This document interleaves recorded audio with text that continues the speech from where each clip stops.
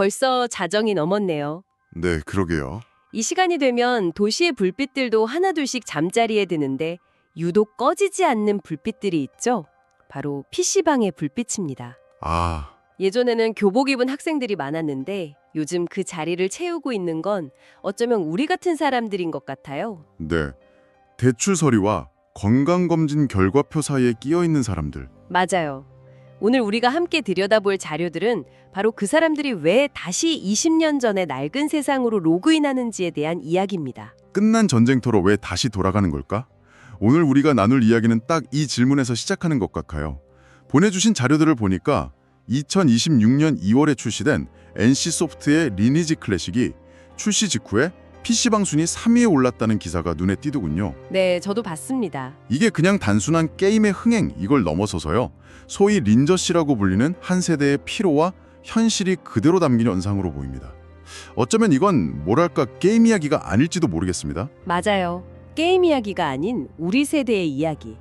자료를 쭉 관통하는 키워드 중 하나가 반복이었는데 단순히 과거를 추억하는 복각이 아니라 지친 일상을 반복하고 있는 우리 모습이랑 닮았다는 생각이 들어서 좀 씁쓸했습니다.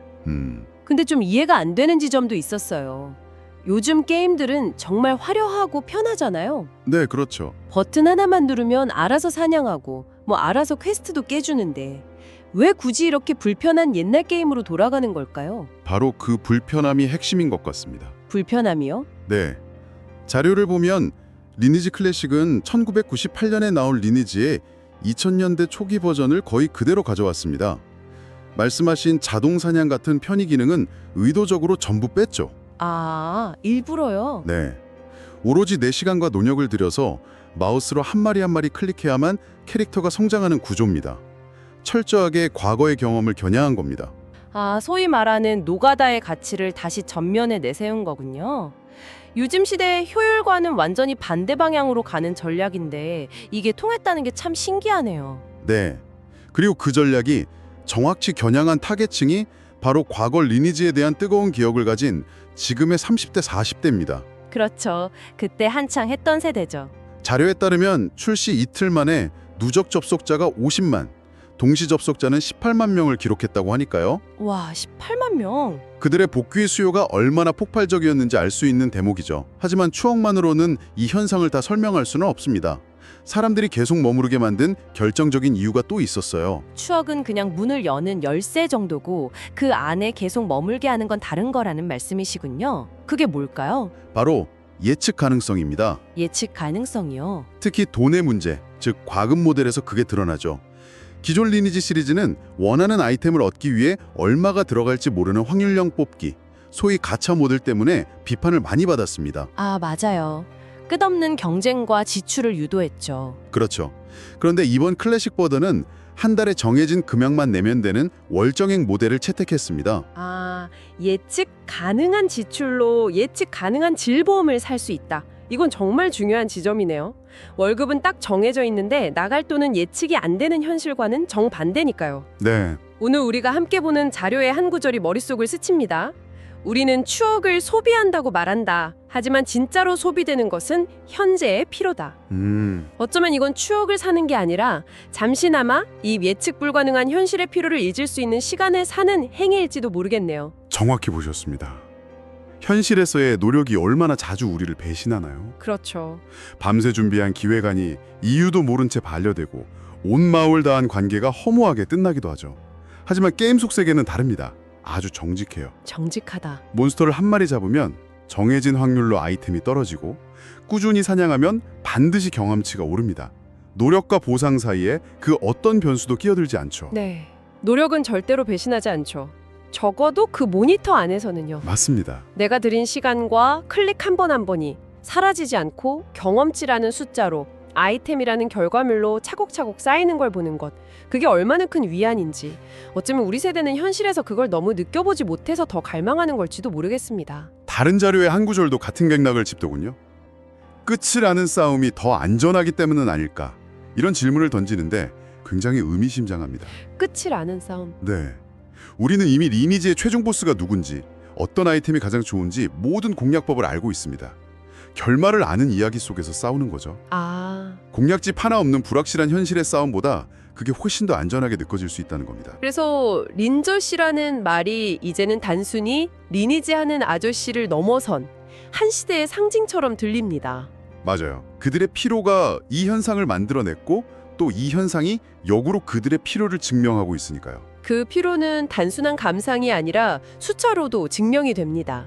한 연구소의 2023년 자료를 보면 한국 직장인의 연간 평균 노동 시간은 1872시간으로 OECD 평균보다 무려 130시간이나 깁니다. 130시간이요? 네, 주 50시간 이상 장시간 노동을 하는 사람의 비율 역시 17.7%로 OECD 평균인 12.9%를 훌쩍 넘어서고요. 와, 130시간이면 단순 계산해도 거의 한 달치 근무 시간을 더 일하고 있는 셈이네요. 그런 셈이죠. 숫자로 보니까 정말 압도적이네요.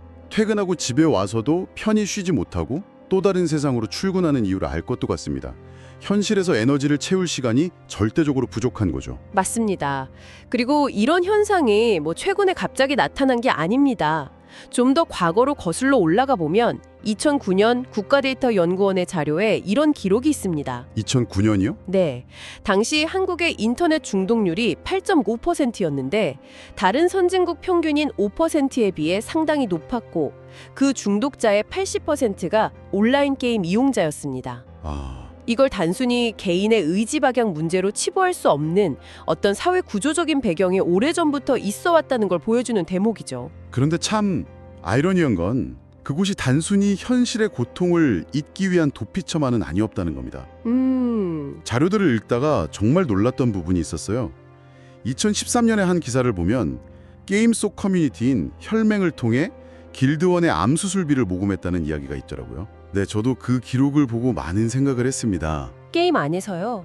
얼굴도 본 적 없는 사람을 위해서요? 네, 심지어 70대 할머니가 아들을 따라서 게임을 시작했다가 그 혈맹원들과 새로운 관계를 맺고 활력을 얻었다는 사례도 있었죠. 와, 그곳은 현실의 나이, 직업, 재산 같은 복잡한 이해관계를 떠나서 오로지 아이디와 레벨, 그리고 신뢰만으로 서로를 인정하고 도울 수 있는 또 다른 사회였던 겁니다. 현실의 내가 누구인지는 전혀 중요하지 않았던 거네요. 그렇죠. 그건 정말 현실 친구 사이에서도 쉽지 않은 일인데 놀랍네요. 팍팍한 현실에서는 오히려 찾기 힘든 종류의 온기가 그 가상세계 안에는 있었군요. 네.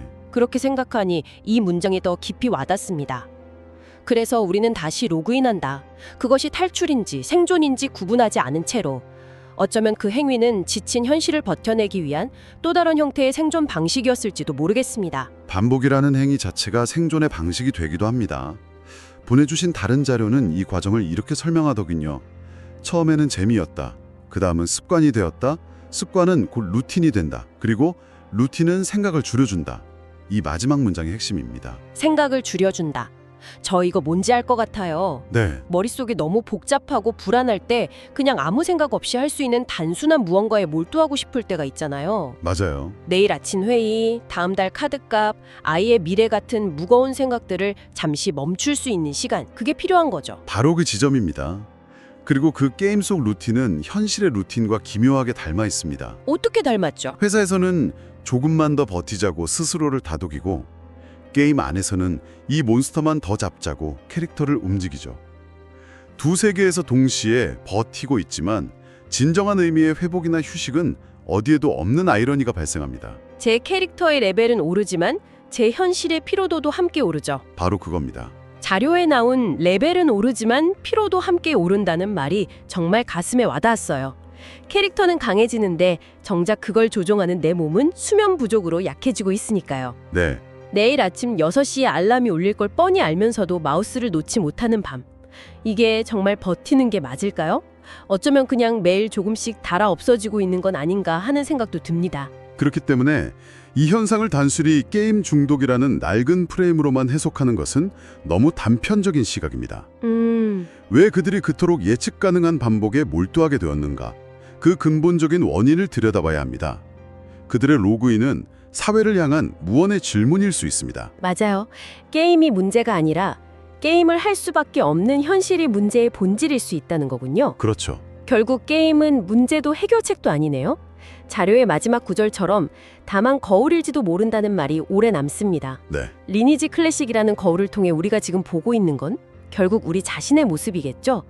보상받지 못하는 노력에 지친 얼굴, 불확실한 미래에 대한 불안, 그럼에도 불구하고 어떻게든 하루를 버텨내려는 안간힘 같은 것들이요. 오늘 이야기를 전개해보자면 리니지 클래식으로의 회귀는 단순한 복고 유행이 아닙니다.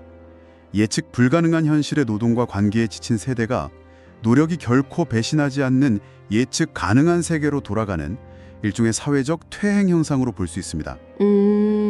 그리고 게임 산업은 이 세대의 향수와 피로를 정확히 포착해서 다시 상품으로 만들어 팔고 있고요. 우리는 스스로 선택해서 위안을 얻고 있다고 믿지만 어쩌면 아주 잘 설계된 선택지 안에서 위안을 구매하고 있는 것일지도 모르겠네요. 그 위안이 과연 우리에게 진짜 휴식이 되어주는지에 대해서는 한 번쯤 진지하게 질문을 던져봐야 합니다. 그렇죠. 잠시 고통을 잊게 해주는 진통제일 수는 있겠지만 근본적인 치료제가 될 수는 없으니까요. 당신은 언제부터 이렇게 피곤해졌습니까? 오늘 밤 당신의 캐릭터는 몇 시에 잠들 예정인가요? 이 질문에 대한 답을 찾는 대신 어쩌면 우리 모두는 내일도 다시 로그인 버튼을 누를지 모릅니다. 조금이라도 덜 지치기 위해서, 혹은 지쳤다는 사실조차 잊기 위해서요.